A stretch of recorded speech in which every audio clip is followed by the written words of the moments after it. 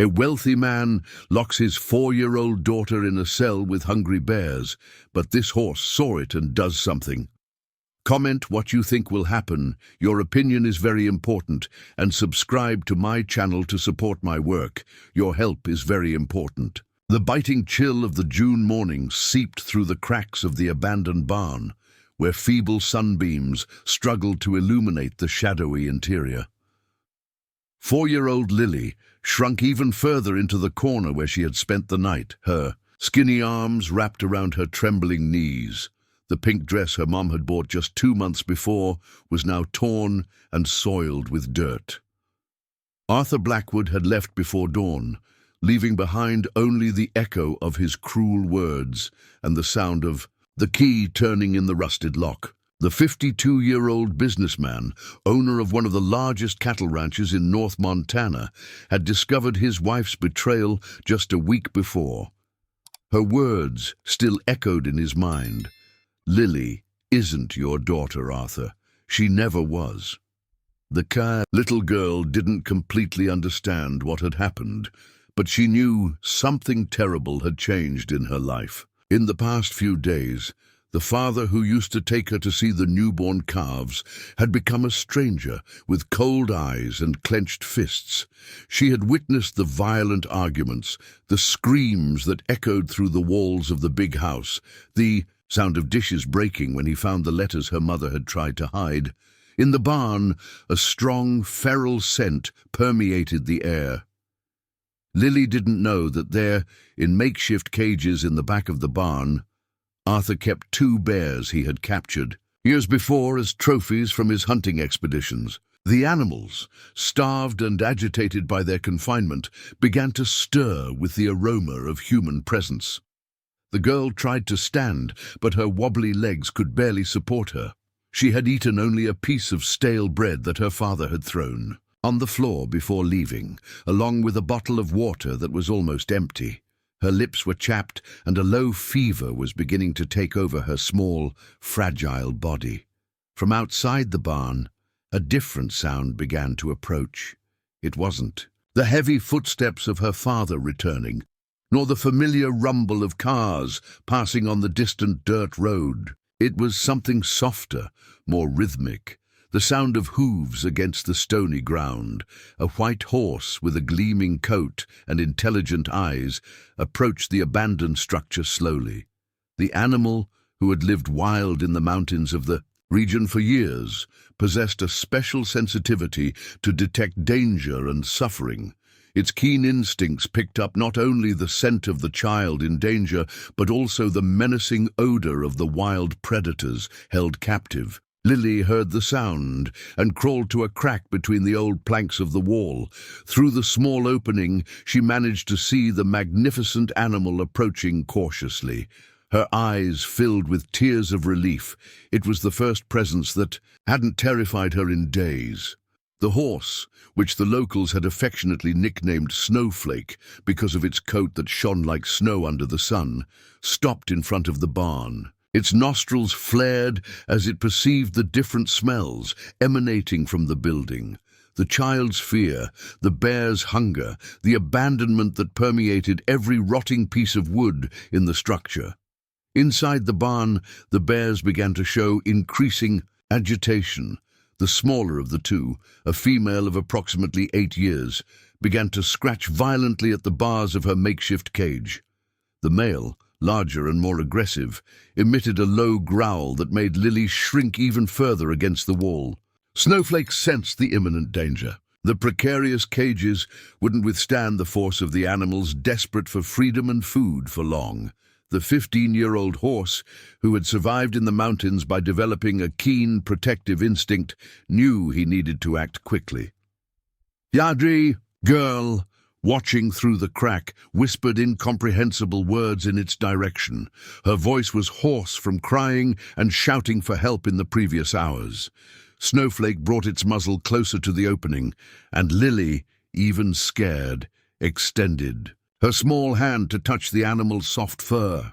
It was in this moment of silent connection that the sound of the cages giving way echoed through the barn. The old planks that Arthur had used to improvise the bear's prisons couldn't withstand the constant pressure. The female managed to break part of her containment, and her hungry eyes turned immediately to the small, vulnerable figure huddled in the corner.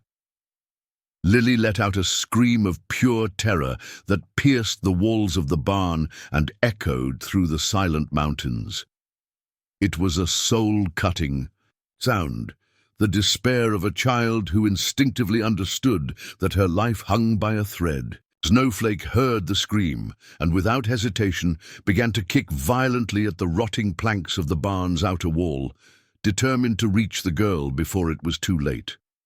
The rotten wood gave way with a crash that reverberated through the surrounding hills. Snowflake forced its way through the opening it had created, its muscles tensed with urgency. The white horse positioned itself between Lily and the bears that now roamed freely inside the barn, their claws scratching the cracked concrete floor as they sniffed in search of food. The girl was paralyzed with terror, her wide eyes fixed on the female beast that approached slowly. Snowflake snorted loudly, a deep sound that echoed through the confined space, and reared up on its hind legs, showing all its imposing stature. The bear hesitated for a moment, confused by the presence of the animal that showed no fear. Lily felt Snowflake's front hooves touch the ground again beside her. The horse lowered itself carefully, a silent invitation for her to climb onto its back. With her small arms trembling uncontrollably, the girl grabbed onto the animal's silky mane, using her last strength to pull herself up. The male bear, larger and more aggressive, advanced with a deafening roar. Snowflake turned quickly, protecting Lily with its body, and delivered a well-aimed kick that struck the predator's snout. The beast recoiled, stunned and enraged. But before it could reorganize for a new attack, Snowflake had already shot through the opening in the wall, carrying the child to the safety of the outside world. The icy mountain wind whipped Lily's face as Snowflake galloped across the stony fields. The girl held on with all the strength she could muster, her small fingers intertwined in the horse's mane. With each movement she felt sharp pains throughout her body, the result of the hours spent on the cold, damp floor of the barn. Snowflake knew every trail, every loose stone, every hidden hole in that mountainous region. It had traveled those paths for years, always alone, always free. Now, for the first time, it carried a precious responsibility on its back. The protective instinct that pulsed in its chest guided every decision, every change of direction. After miles of riding through fields and small dirt roads, Snowflake began to slow down. Ahead, a small and modest property stood out in the landscape. A simple brick house surrounded by a yard where chickens pecked freely and goats grazed in. A small enclosure. It was the property of Beatrice B. Fisher. The 67-year-old widow was in the yard hanging clothes on the line when she heard the sound of hooves approaching. B. had been widowed 3 years before when her husband, Oliver, succumbed to cancer that slowly consumed him. Since then, she lived alone, supporting herself by selling eggs, goat's milk, and some vegetables she grew in her small garden. When Snowflake stopped in front of the wooden gate, Bee dropped the piece of clothing she was holding.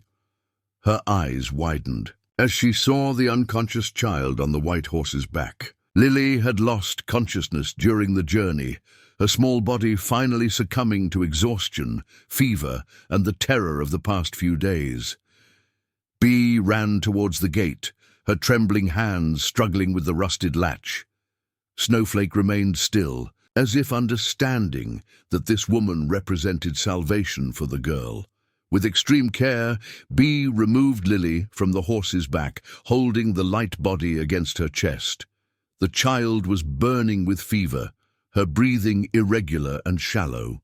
The dirty and torn clothes told a story of abandonment and suffering that made Bee's heart ache. She carried Lily inside the house, laying her on her own bed, while Snowflake remained in the yard, watching through the window. During the following hours, Bee worked tirelessly to lower the girl's fever. She prepared compresses with cold water, made herbal teas she had learned from her grandmother, and whispered words of comfort, even knowing that Lily couldn't hear her. The white horse didn't stray from the yard, as if it had taken on the role of guardian. When Lily finally opened her eyes, it was late at night. The first thing she saw was Bee's kind face, illuminated by the yellowish light of a lamp. The woman offered her small sips of sweet water and tiny pieces of bread soaked in warm milk. The girl ate with difficulty, her throat still sore from so much screaming. Bee noticed the strange marks on the child's arms and legs, scratches that seemed to have been made by animal claws. She cleaned each wound carefully, applying homemade ointments that would help in healing. Throughout the process, Lily kept her eyes fixed on the window, where she could see Snowflake's white silhouette outlined against the starry sky. "What's your name, little one?" Bee asked in a soft voice. Lily moved her lips, but no sound came out. The trauma had temporarily stolen her ability to speak. The girl only pointed to the window, where Snowflake continued its silent vigil. Bee understood that there was a special connection between the child and the horse. She opened the window and called, "Come on, friend, you saved our girl." Snowflake approached and stretched its neck through the opening, allowing Lily to touch its muzzle with her palm. It was the first genuine smile the girl had shown in days. That first night, Lily slept deeply for the first time since the abandonment. Bee stayed awake, sitting in a chair next to the bed, watching the child's breathing gradually normalize. Outside, Snowflake had lain down near the window, forming a circle of protection around the house. But the peace of that night would only be temporary. In town, Arthur had already begun to spread his version of the facts. He told anyone who would listen that his daughter had run away from home after an argument and offered a generous reward for information about her whereabouts. His cold eyes hid the cruel truth. He didn't want Lily back out of love, but to ensure that his secrets remained buried with her. 3 weeks had passed since Snowflake had brought Lily to the safety of Bee's house. The girl still hadn't fully recovered her speech, communicating only through gestures and expressive looks. Bee had become a second mother to her, preparing nutritious gruels, telling old stories of the region, and humming lullabies that her own mother had taught her decades ago. During the day, Lily played in the yard under the shade of the fruit trees, always watched closely by Snowflake. The horse had adopted a routine of protection, grazing near the house during the day and sleeping next to the window of the girl's room every night. Bee had built a small makeshift shelter for him, but Snowflake preferred to remain outdoors, where it could observe all movements around the property. In town, Arthur had intensified his search. He had hired Jerry Moore and Tony Peterson, 2 men known for solving problems that the authorities preferred to ignore. Arthur had offered a substantial sum for them to find Lily, spreading posters with the girl's photo throughout North Montana and neighboring towns. "My daughter has been missing for weeks," Arthur told the locals, his voice laced with a feigned concern that deceived those who didn't know him intimately. "She may be injured, hungry. I need to find her before it's too late." But there were people in town who knew the true nature of Arthur Blackwood. Mrs. Mercedes Mercy Johnson, who had worked as a maid on the ranch for 15 years, knew of the episodes of violence he inflicted on his wife. She had witnessed the screams, the broken objects, the silent tears that Lily's mother tried to hide behind sunglasses. It was through casual conversation at the market that Bee learned that Arthur was looking for a girl. Mrs. Johnson, recognizing the description, approached Bee after Sunday service at the small local church. "Bee, I need to tell you something important," the woman whispered, pulling her to a secluded corner of the churchyard. "This man who is looking for a girl, he's not what he seems. I worked for him for years. I saw things a decent person shouldn't." "See?" Bee felt a chill run down her spine. "What kind of things, Mercy?" "He kept wild animals in captivity, bears, mountain lions.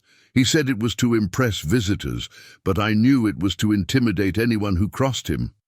And his wife, poor thing, she lived in fear. He beat her, Bea. He beat her like she was an animal. That same afternoon, Bea made a decision that would change their lives forever.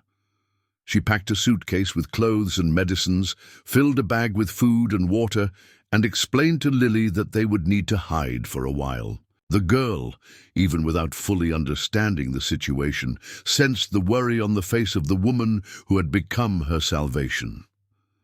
Snowflake seemed to feel the tension in the air. When Bea began to prepare the belongings, the horse approached. The door, shaking its head as if it knew that a new journey was about to begin. During the early hours of the morning, under the protection of darkness, Bea carried Lily on her back and followed an old trail she had known since childhood. Snowflake walked ahead, its steps silent and sure even in the darkness. They were headed towards a natural grotto hidden in the mountains, a place that Bea had discovered playing with her siblings when she was Lily's age. The grotto was protected by a curtain of vines and dense vegetation, invisible to anyone who didn't know its exact location. The interior was dry and spacious, with a small opening in the ceiling that allowed natural light to enter during the day. Bea had brought blankets, flashlights, and enough supplies for a few days. Lily adapted to the new environment with the surprising resilience of children.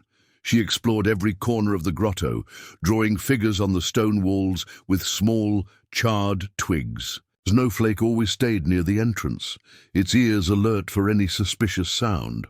3 days after the escape, Jerry and Tony arrived at Bea's property. The men ransacked the empty house, breaking furniture and scattering belongings in search of clues. When they found nothing, Jerry kicked one of Bea's chickens, killing the animal out of pure frustration. "Someone must know where she went," Tony growled, examining the footprints around the house. "An old woman doesn't just disappear like that." They interrogated the closest neighbors, but no one had seen Bea leave. The silent loyalty of the rural residents protected those they considered family, even if they weren't blood relatives. In the grotto, Lily developed a simple but comforting routine. She woke up to the sound of birds singing in the treetops, helped Bea prepare breakfast with the supplies they had brought, and spent the mornings watching Snowflake graze in the small fields near the cave. It was during one of those quiet mornings that Lily made her first attempt to speak since the rescue.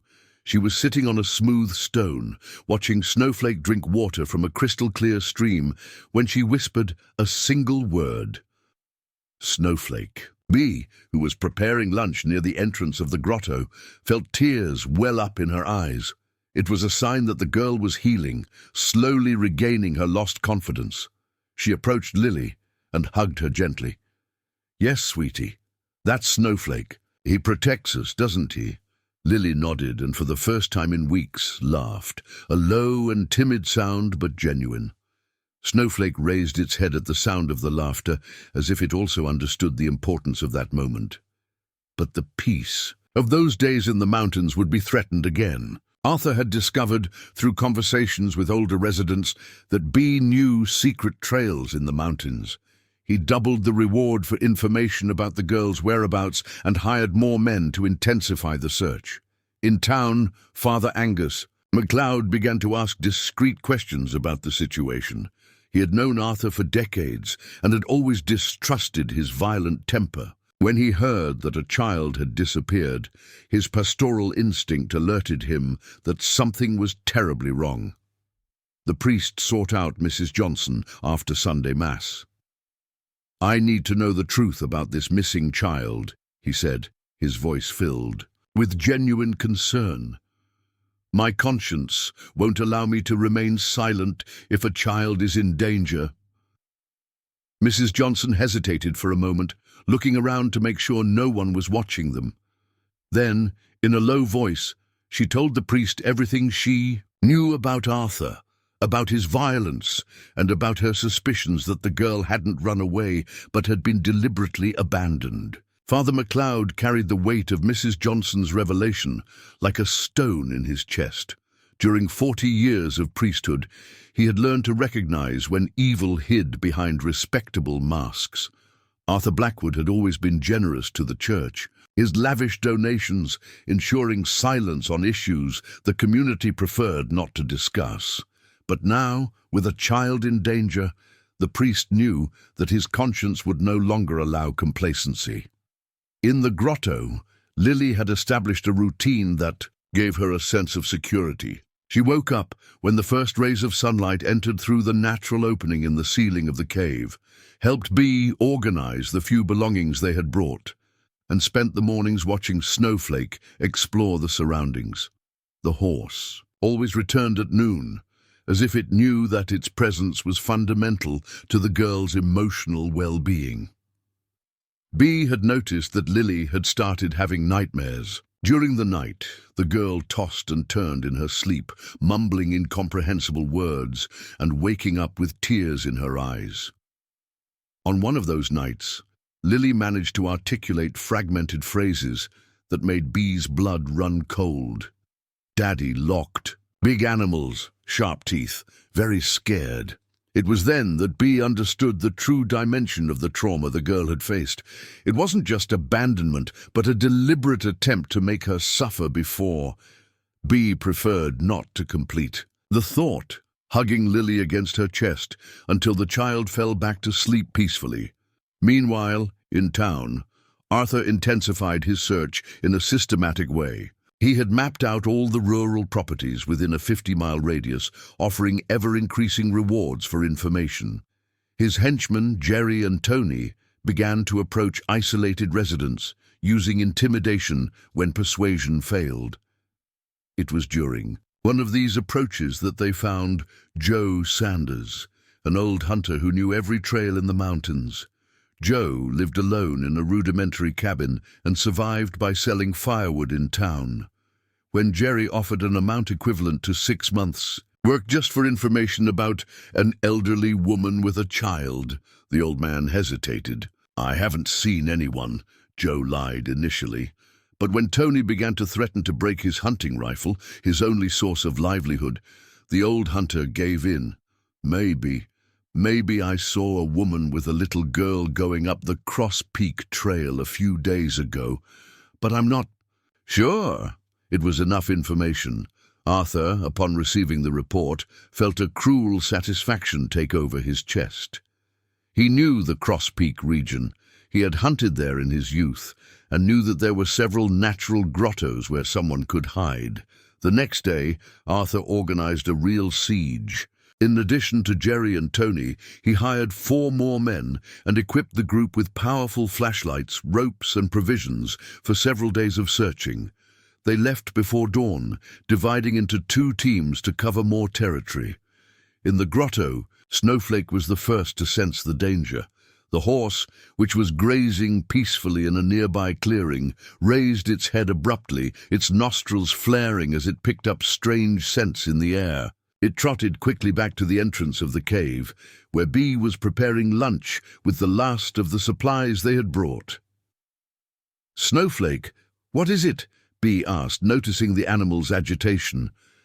Lily, who was playing with small colored stones she had found at the back of the grotto, also noticed the tension and approached the horse, touching its neck affectionately. It was then that they heard the distant sound of male voices echoing through the mountains.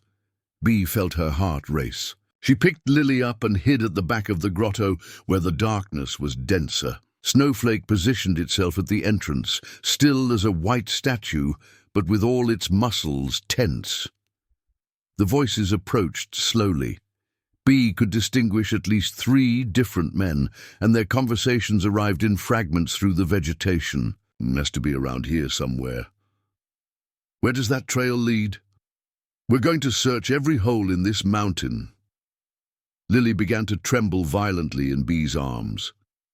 The girl recognized one of the voices. It was Jerry, who had worked occasionally on her father's ranch and had witnessed some of the violent arguments between her parents. For Lily, that voice represented everything bad in her previous life. Bee whispered in the girl's ear, "Stay very quiet, honey. We're going to stay silent until they're gone." But she knew that if the men discovered the grotto, there would be no escape. Snowflake, at the entrance of the cave, made a decision that would save their lives.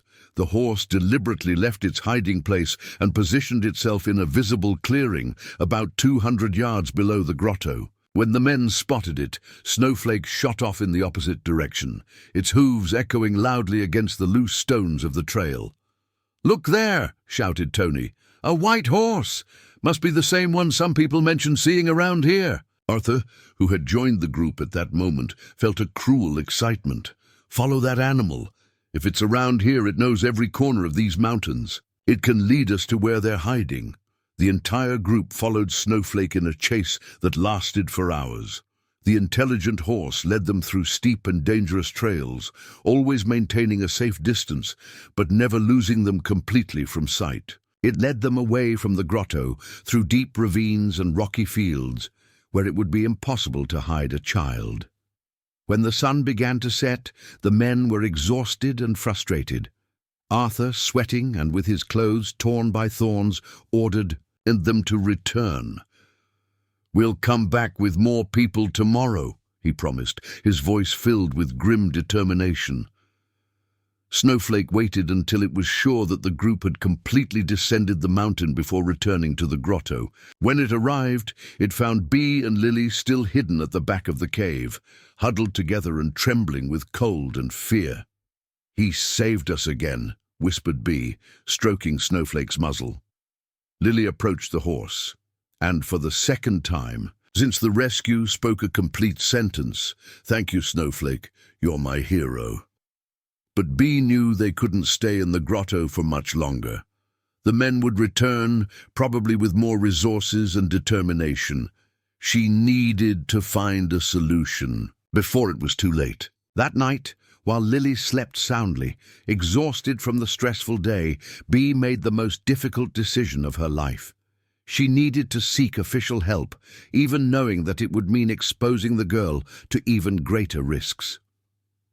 In the morning, she would begin a journey that would take her to her brother, Ben Andrews, who lived on a more distant farm and could offer temporary protection. What Bee didn't know was that Arthur had already discovered the existence of Ben through old records at City Hall.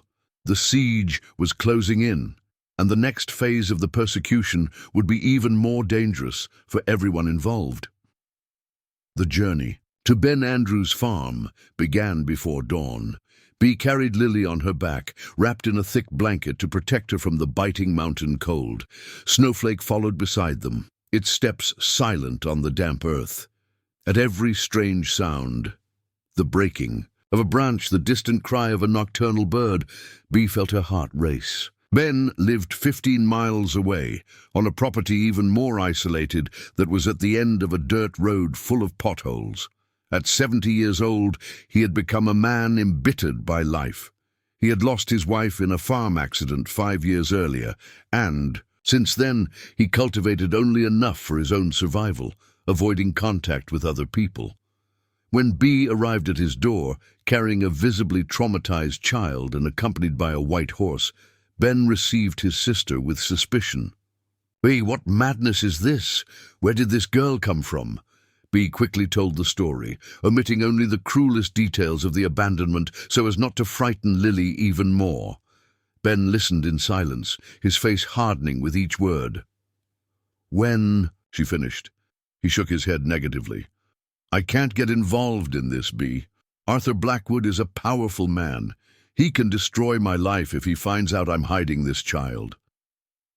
Lily, who had remained silent throughout the conversation, began to cry silently. They weren't tears of childish tantrums, but those of a child who instinctively understood that she was being rejected once again. Snowflake approached her, lowering its head so she could touch its muzzle. It was seeing the despair in the girl's eyes that something broke inside Ben. His own childhood memories surfaced. He and Bee had been orphans, raised by a stern aunt who treated them more like servants than like family. He knew what it was like to feel abandoned and unwanted. "All right," he sighed, opening the door completely. "You can stay, but only for a few days. After that, you'll have to find another solution." During the next 3 days, Lily showed contradictory signs of improvement and regression. She had started talking more, mostly to Snowflake, whispering secrets in the horse's ear that seemed to understand every word. But she also developed panic attacks whenever she heard the sound of engines approaching the property. Ben, despite his initial reluctance, was slowly won over by Lily's sweetness. She helped him feed the chickens, always with Snowflake nearby, and her timid laughs began to echo through the yard that had only known silence and solitude for years. It was during the afternoon of the 4th day that the situation became drastically complicated. Arthur had intensified his search after discovering through a corrupt employee at City Hall that Bea had a brother in the region. He arrived at Ben's property accompanied by Jerry, Tony, and 2 new henchmen, driving 2 vehicles that kicked up a cloud of dust on the road. Ben was in the pasture when he saw the cars approaching. His instinct told him to run, but it was too late. He gestured discreetly to Bea, who was on the porch with Lily, indicating that they should hide. The woman picked the girl up and ran inside the house, while Snowflake, sensing the danger, positioned itself strategically behind the building. Arthur got out of the car with a fake smile plastered on his face. "Ben, what a pleasure to find. You here? I'm looking for my daughter Lily, who ran away from home a few weeks ago. I heard that your sister may have information about her." The old farmer forced a neutral expression. "I don't know what you're talking about, Arthur. Bea hasn't been here in months." "That's strange," said Arthur, his cold eyes scanning the property. "Because I have information that she was seen in this direction. You don't mind if we take a look around your house, do you? Just to be sure." "Sure." Before Ben could respond, Jerry and Tony were already heading towards the house. Inside, Bea had hidden Lily in a small clothes closet, whispering, "Stay very quiet, honey. Don't make any noise no matter what happens." The girl, squeezed into the dark and cramped space, was immediately transported back to the barn, where her father had abandoned her. Her body began to tremble uncontrollably, and she bit her own hand to keep from screaming. The men ransacked the house meticulously, breaking dishes and furniture in their search. When they reached the bedroom, where Lily was hidden, Bea intercepted them at the door. "There's no one here. You've already searched everything." Tony pushed her violently, causing her to hit the wall. "Shut your mouth, old woman. We'll search where we want." It was at that moment that Lily, at the height of her panic, let out a muffled whimper inside the closet. The sound was almost imperceptible, but Jerry caught it. He went straight to the closet and opened the doors abruptly. The girl was huddled in the corner, her eyes wide with terror. When she saw Jerry, the same person who had participated in the search in the mountains, Lily let out a scream that cut through the air like a knife. It was the same desperate scream that had echoed in the barn when the bears broke free. "We found her!" Jerry yelled to the others. He reached out to grab Lily, but the girl shrank even further, trying to become invisible. Bea threw herself between Jerry and the child. "Don't touch her! You have no right!" Arthur entered the room at that moment, and upon seeing Lily, his face transformed into a mask of cruel satisfaction. "Finally, my dear daughter." His voice dripped with false concern. "You gave us a lot of trouble, little one." Lily looked at her father, and for the first time since the abandonment, managed to form a complete sentence directed at him. "You left me with the animals. You wanted them to hurt me." The silence that followed was deafening. Arthur maintained his neutral expression, but something dangerous gleamed in his eyes. Traumatized child. Sometimes they make up stories to deal with fear. "Let's go home, Lily. Daddy will take care of you." It was then that Snowflake decided to act. The horse had observed the entire situation through a side window and saw Arthur approach Lily. In an explosive movement, it kicked the back door of the house, which burst open with a crash and burst into the room. The sudden presence of the white horse caused immediate chaos. Tony drew a knife, but Snowflake hit him with a well-aimed kick in the chest, sending him crashing against the wall. Jerry tried to grab Lily, but the horse positioned itself between them, its eyes shining with a protective fury that made the man back away. In the confusion, Bee managed to grab Lily and run to the back door. "Come on, sweetie, Snowflake is protecting us." Lily clung to Bee's neck as they ran through the yard. Behind them, they could hear Arthur shouting orders. "Don't let them escape! Get the girl!" Snowflake emerged from the house and immediately lowered itself so that Bee and Lily could climb on its back. With a fluid movement, it shot off towards the road, its hooves pounding the ground with determination. The chase that followed was desperate. Arthur's cars roared behind them, kicking up clouds of dust that made visibility difficult.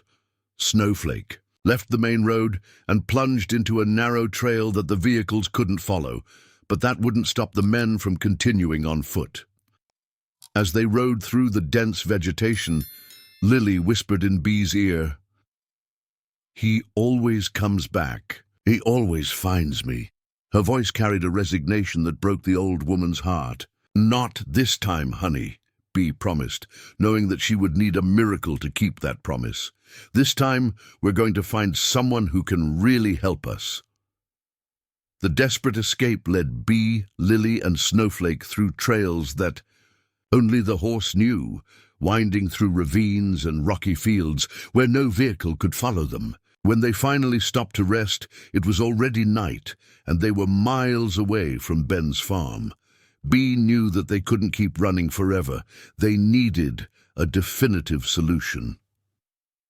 During that cold night, while Lily slept curled up against Snowflake's warm body, Bee made the bravest decision of her life. She would walk to the neighboring town of Riverton the next morning and seek out Father McLeod, who had sent discreet messages through mutual acquaintances, offering official help. Father McLeod had spent weeks quietly investigating the situation. Through cautious conversations with former employees of Arthur's ranch and longtime residents of the area, he had collected disturbing testimony about the businessman's violent behavior. More importantly, he had contacted Clementine Monroe, a social worker in the state capital who had agreed to travel discreetly to investigate the case. Clementine arrived in North Montana pretending to be an academic researcher studying rural communities. Her 20 years of experience dealing with child abuse cases had taught her to recognize patterns of behavior that local authorities often ignored, especially when money and political influence were involved. Meanwhile, in the state capital, journalist Valerie Sanchez had received an anonymous call, it was Clementine, about a possible case of child abandonment in the interior. Valerie, who specialized in reporting on domestic violence, decided to investigate personally. She arrived in the region with discreet recording equipment and an iron determination to uncover the truth. The next morning, Bee left Lily in Snowflake's care in a protected clearing and walked to Riverton. The reunion with Father McLeod brought tears to the old woman's eyes, who was finally able to tell the whole truth without fear of reprisal. "Father, that child suffered horrors that no adult should face, let alone a 4-year-old girl," Bee said, her voice broken by emotion. "She told me fragments of what happened. He locked her up with wild bears. He wanted her to die a terrible death."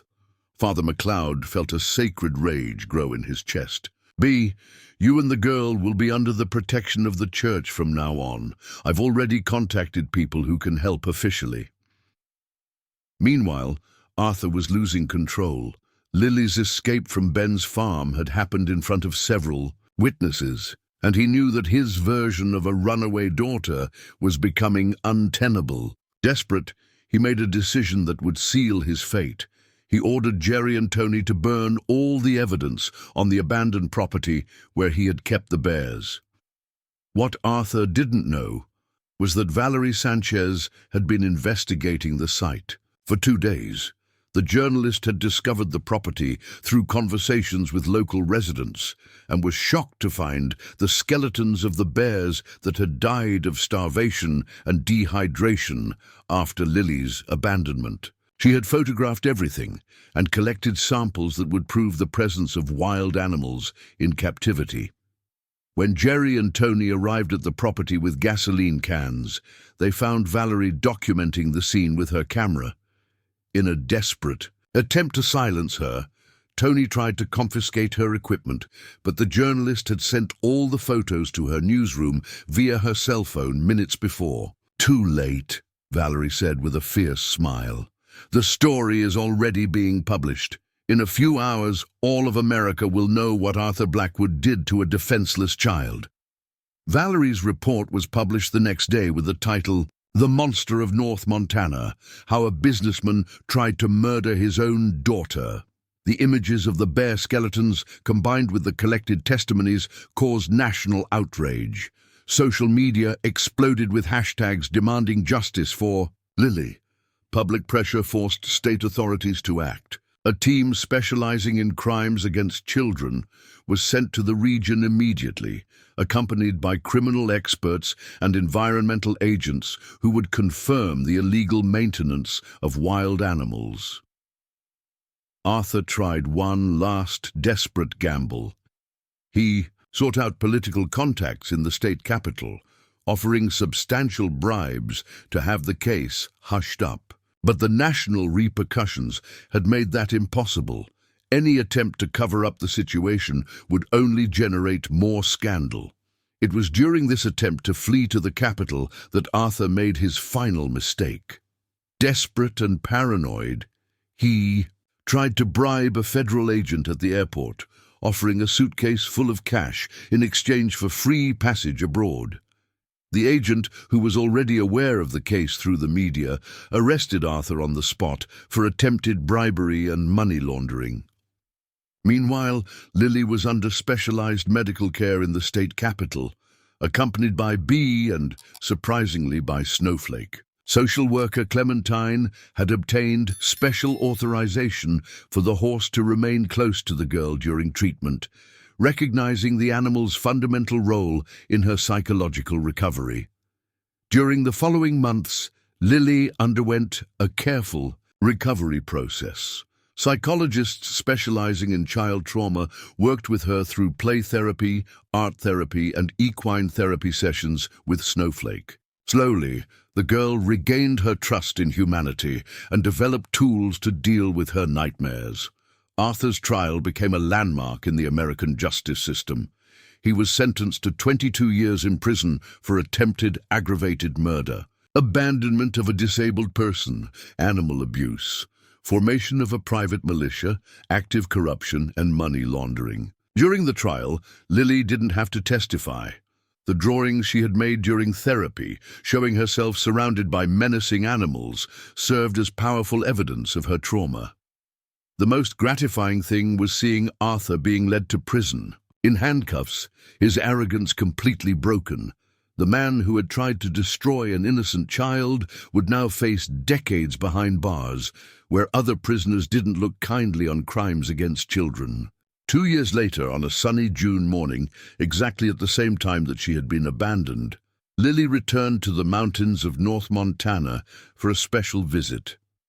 She now lived permanently with Bee in a new house, built with the money from the compensation paid by the state, and had become a talkative, intelligent, and lively girl. In the clearing where Snowflake had first found her during the escape, Lily ran towards her savior.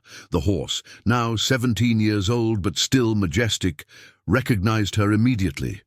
Its eyes shone with the same kindness it had shown on the day of the rescue. For the first time since the trauma, Lily climbed on Snowflake's back without fear.